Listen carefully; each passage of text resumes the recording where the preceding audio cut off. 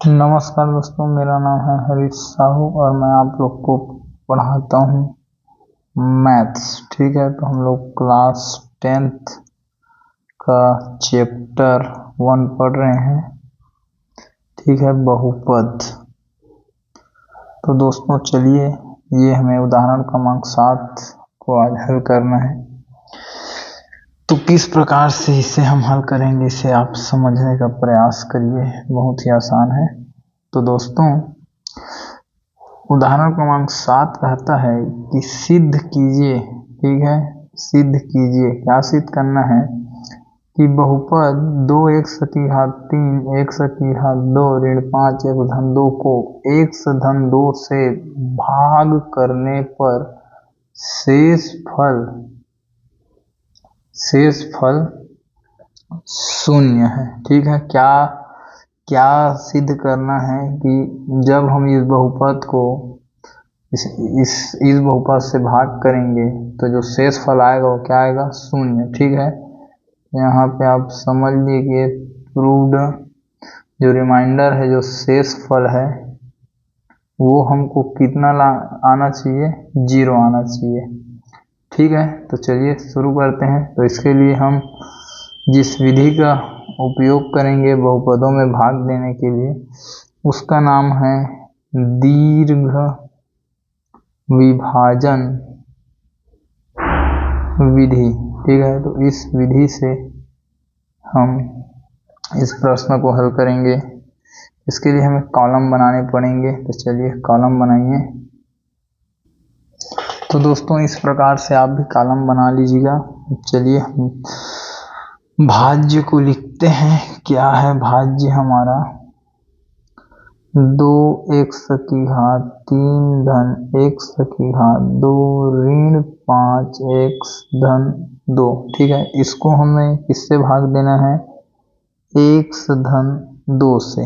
ठीक है, तो 2x3।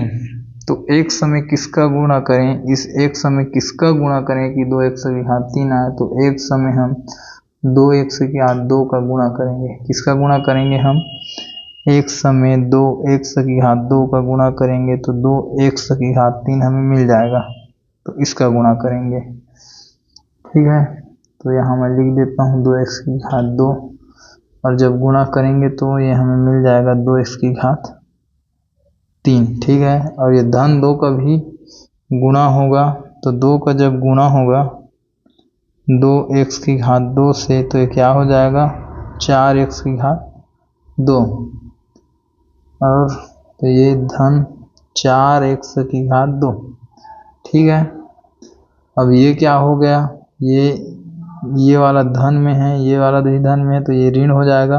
धन और ऋण घट गया तो ये क्या हो गया? कट गया।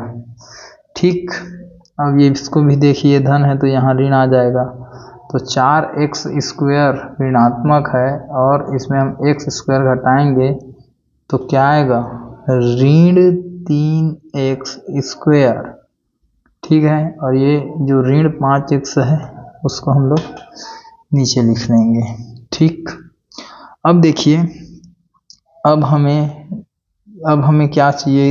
इस बार हमें ऋण 3x2 चाहिए। तो x में किसका गुणा करें कि ऋण 3x2 आए? तो देखिए, हम x में गुणा कर देंगे ऋण 3x का। तो ऋण 3 का ऋण 3 और x क्या हो गया?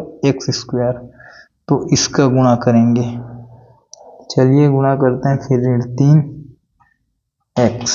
ठीक है, तो ऋण 3x से जब x का गुणा होगा तो ये ऋण 3x2 आएगा और ये धन 2 का जब ऋण 3x से गुणा होगा तो ऋण 6x मिलेगा। तो यहाँ लिख दीजिए आप ऋण 6x। अब क्या होगा? चिन्ह को बदलेंगे।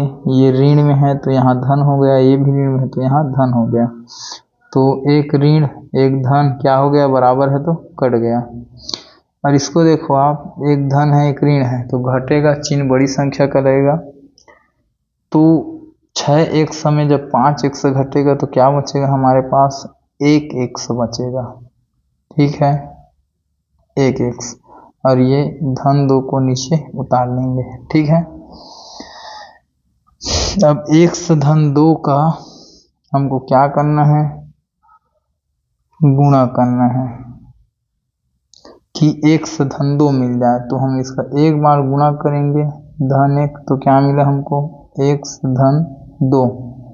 ठीक है, तो ये भी धन में ये भी धन में, तो ऋण ऋण हो गया, एक धन एक ऋण कट गया, और ये भी एक धन एक ऋण कट गया। तो क्या मिला हमको, शेषफल 0 मिला, शेषफल।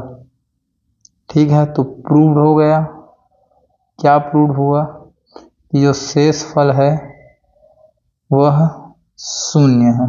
ये बोला है कि सिद्ध कीजिए कि बहुपद इतना में इतना को भाग करने से शेषफल 0 है।